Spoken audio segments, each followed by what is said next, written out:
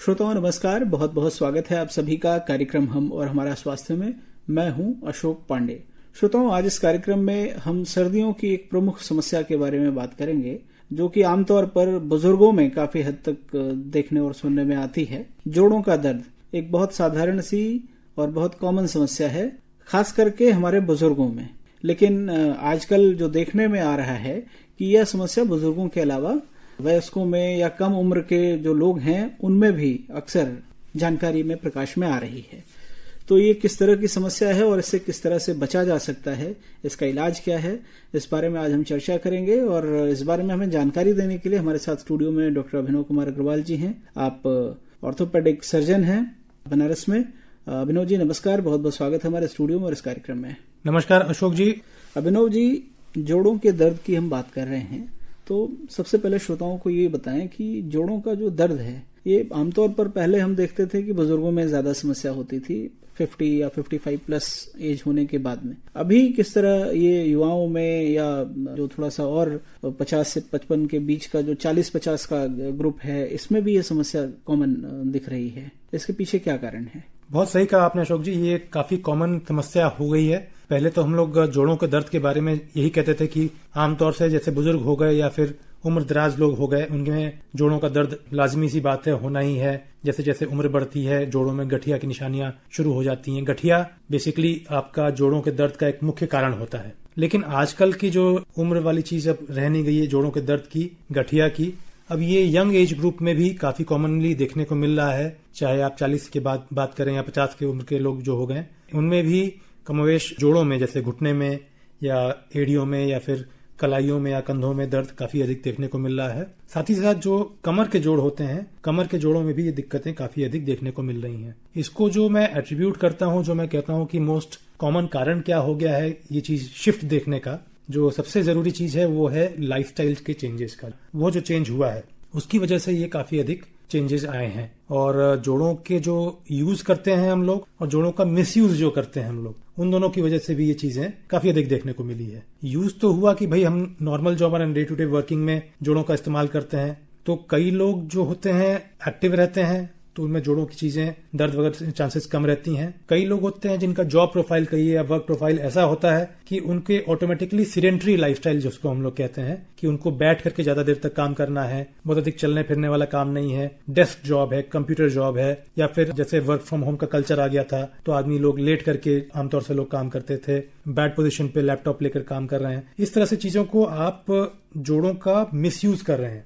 एक तरीके से कहा जाए तो हमारा उठना बैठना चलना फिरना या दिन भर जो हमारे दैनिक क्रियाकलाप हैं उनको करना, उसको अगर हम सही तरीके से नहीं कर रहे हैं, हमारा जो बैठने का पोस्चर है, जो हमारे लेटने का तरीका है, हमारे काम करने के लिए हम जिस टेबल और चेयर का इस्तेमाल कर रहे हैं उस पर हमें किस तरह से बैठना है, अगर ये सही नहीं है तो ये समस्या हम आसानी से हमें अपना शिकार बना सकती है। डेफिनेटली कोई भी चीज करने का एक प्रॉपर तरीका बना होता है। जैसे ऑफिस के लिए भी हम लोग कहते हैं, किसी भी अगर प्रॉपर ऑफिस में अगर आप जाइए तो वहां पर एक ऑफिस की अर्गोनॉमिक्स कहलाती है। अर्गोनॉमिक्स का मतलब होता है आपका एनवायरनमेंट कैसा है, आपका बैठने का तरीका, उसकी शैली कैसी है। आप कंप्यूटर पे काम कर रहे हैं तो आपका कीबोर्ड किस हाइट पे रखा हुआ है, कंप्यूटर की स्क्रीन मॉनिटर आपके किस हाइट पे है, किस हाइट तक होना चाहिए, आपकी चेयर की हाइट कितनी होनी चाहिए, आपके दोनों पैर जमीन पे टिके हुए हैं कि नहीं है, जांघों को कितना सपोर्ट मिल रहा है, घुटनों को कितना सपोर्ट मिल रहा है, कोहनियों को कितना सपोर्ट मिल रहा है। क्योंकि हमको लगातार बैठना होता है। कंप्यूटर्स के जो भी ऑफिस वर्कर्स होते हैं, आप मान के चलें कम से कम एक बार में उनको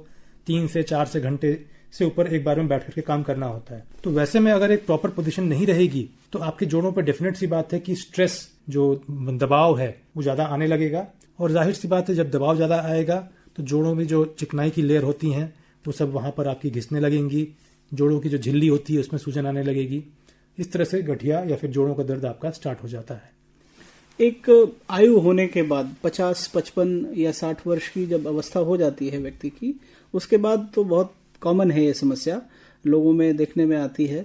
इस मौसम में, खास करके सर्दी के मौसम में, ये दर्द बहुत प्रभावित करता है। उठना बैठना या रात में जो सोने की प्रक्रिया है वो बुरी तरह प्रभावित होती है इस दर्द की वजह से। तो ऐसे लोग जिनकी उम्र 50 या 60 के ऊपर है, जिस एज ग्रुप में ये ज्यादा हो रहा है, उनको इस समस्या से किस तरह से बचाव करना चाहिए? जिनको ये दर्द बना हुआ है उन्हें क्या करना चाहिए?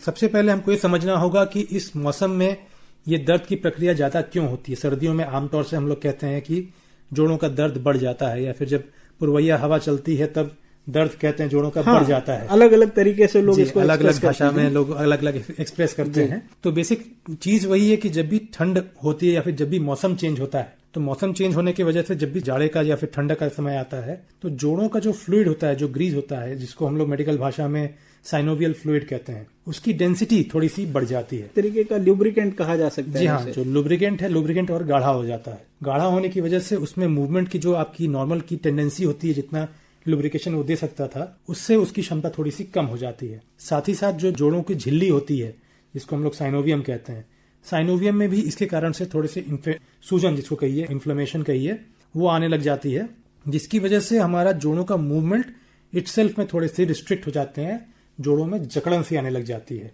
ये चीज रात के वक्त जब आदमी सोने जाता है, उस वक्त के लगातार एक ही, अगर जोड़ चलते रहेंगे हमारे, तो ये लुब्रिकेशन फिर भी कुछ कुछ अपने अंदर में गर्माहट निकाल लेता है। अगर आप लगातार एक ही पोजीशन पे जोड़ों को छोड़ देंगे, मूवमेंट नहीं होगा, तो ये लुब्रिकेशन ऑटोमेटिकली और अधिक आपका गाढ़ा होने लग जाएगा।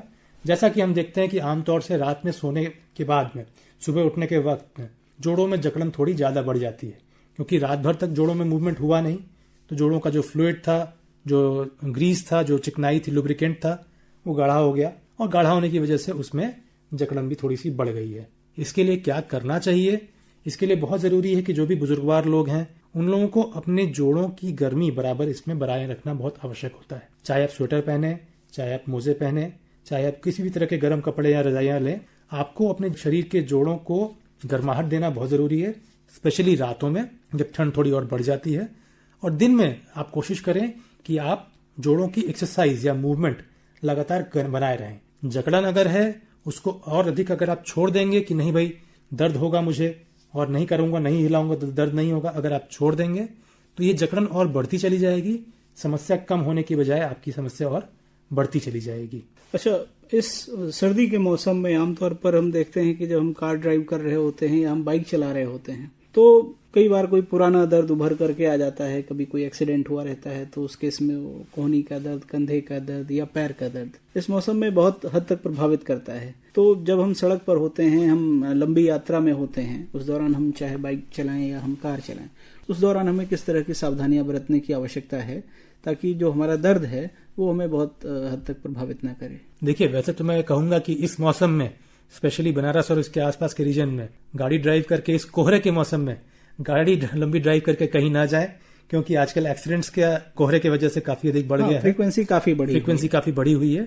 हालांकि तब भी अगर आपको बहुत आवश्यक हो, कहीं जाना ही हो, तो इसमें मैं यही कहूंगा कि आपको जोड़ों के लिए, स्पेशली जैसे घुटनों के लिए, कहीं गाड़ी ड्राइव करके अगर जाना होता है तो घुटनों पे इसका विशेष असर आता है। भले आप ड्राइव कर रहे हो या पीछे बैठे हो, साइड में बैठे हो, घुटने आपके लगातार एक ही पोजीशन पे रहते हैं। अगर आप गाड़ी में बैठे हुए हो तो आपको जरूरत यह है कि आप फ्रीक्वेंट ब्रेक्स लेते रहें। जैसे गाड़ी अगर आपने 2 घंटे ड्राइव कर ली या 3 घंटे आपने सफर हो गया है, बीच में एक ब्रेक लें, चाय के लिए ब्रेक ले लें, या फिर कहीं पे भी रोक करके आप गाड़ी से बाहर निकल कर अपने जोड़ों को आराम दें, थोड़ा सा मूवमेंट करें उसमें, जिससे कि जो तरलता है, जो लुब्रिकेशन है, वो आपके जोड़ों में पूरी तरीके से दोबारा से फैल जाए और उसमें गर्माहट थोड़ी सी आ जाए। गाड़ी के अंदर का टेम्परेचर भी आप चाहें उसको आप थोड़ा सा टेम्परेचर उस हिसाब से सेट करके रखें कि गाड़ी के अंदर थोड़ी गर्माहट रहे। और मेन बात वही है कि आप फ्रीक्वेंट ब्रेक्स लेते रहें।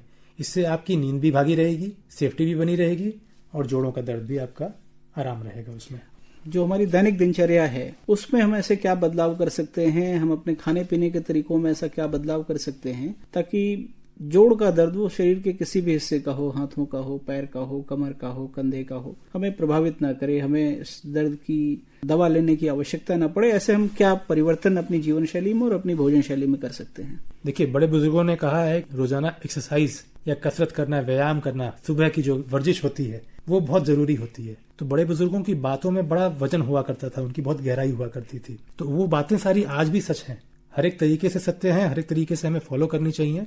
अगर यदि सवेरे उठ करके जो हम लोग योग करते थे, पहले योग की जो चीजें आई हुई थी कि भाई सुबह उठ करके पहला काम कीजिए, आप सूर्य को नमस्कार कीजिए, योग का उसकी एक आसन बने हुए हैं। अलग अलग लोग अलग अलग तरीके से कसरत करते हैं अपने शरीर को फिट कर रखने के लिए। तो बहुत आवश्यक है कि हम बराबर अपने शरीर को फिटनेस के लिए कुछ न कुछ एक्सरसाइज रोजाना करें। भले आप वो वॉकिंग के फॉर्म में करें या जॉगिंग के फॉर्म में कर रहे हैं या योग के फॉर्म में कर रहे हैं, किसी भी फॉर्म में आप रोजाना अपने जोड़ों को, अपने बॉडी को, शरीर को एक्टिव रखें। स्पेशली जो बुजुर्ग हैं, बुजुर्गों के लिए एक्टिविटी रखना बहुत जरूरी है, वरना आपके जोड़ भी जाम होने लग जाएंगे। शरीर का एक्टिविटी लेवल अगर कम होता है तो आपका जो बॉडी का जो बेसिक मेटाबॉलिक रेट है, बीएमआर जिसको हम लोग कहते हैं, वो भी आपका वेरी होने लग जाएगा, जिससे कि आपको तमाम तरीके की बीमारियां आपको घेरने लग जाएंगी। रेगुलर एक्सरसाइज करने के और भी बहुत फायदे हैं। आपका यदि आप शुगर या बीपी के मरीज हैं, शुगर और बीपी आपका कंट्रोल में रहेगा। एक्सरसाइज करने से हमारे बॉडी में अलग तरीके के हार्मोन्स रिलीज होते हैं, एंडोर्फिन्स जिसको हम कहते हैं। ये हमारे शरीर को अंदर से खुशी, एक तरीके से अंदर से वेलबींग जिसको हम लोग कहते हैं, प्रसन्नता का एहसास हमें कराते हैं, जिससे कि हमारा मन भी अच्छा रहता है, दिन भी पूरा अच्छा कटता है। और ये बहुत जरूरी है कि हम डेली फिटनेस के लिए अपना थोड़ा समय निकालें। दिन में भले आधा घंटा कहें, लेकिन अपने शरीर के लिए आधे घंटे का समय निकालना बहुत जरूरी है। भोजन शैली में किस तरह के बदलाव करने चाहिए? भोजन शैली में मैं ये कहूंगा कि इस मौसम में अक्सर लोगों को देखा जाता है कि हाँ, चिकनाई भरा भोजन खाइए तो जोड़ों में तकलीफ कम रहेगी, ऐसा माना जाता है। ऐसा है नहीं, बिल्कुल भी नहीं है। सुपाच्य भोजन करिए, हरी सब्जियां और फल काफी अच्छे आते हैं इस मौसम में, उन पे पूरा फोकस कीजिए। जो भी चीज अच्छे से पच जाए आपको, क्योंकि आमतौर से इस मौसम में कॉन्स्टिपेशन या फिर कब्जियत की भी शिकायत काफी अधिक रहती है लोगों को, क्योंकि हम पानी कम पीते हैं। तो पानी का भी सेवन खूब करिए। भले आपको पेशाब ज्यादा है, उससे वो एक होता है कॉमन फीचर, लेकिन पानी का सेवन खूब करिए। हरी सब्जियां खूब खाइए, फल खूब खाइए, और तेल वाली चीजें और मीठी चीजों से थोड़ा सा परहेज करें। निश्चित तौर पर अगर आपकी इन सारी सलाहों पर हमारे श्रोता अमल करते हैं तो जोड़ों के दर्द की समस्या से काफी हद तक वो निजात पा सकते हैं। डॉक्टर अभिनव, आप आए, आपने समय दिया, हमारे श्रोताओं को अपने जोड़ों के दर्द से जो बचाव के उपाय बताए वो उनके लिए बहुत लाभकारी सिद्ध होंगे। आप आए, आपने समय दिया, आपको बहुत बहुत धन्यवाद। धन्यवाद अशोक जी।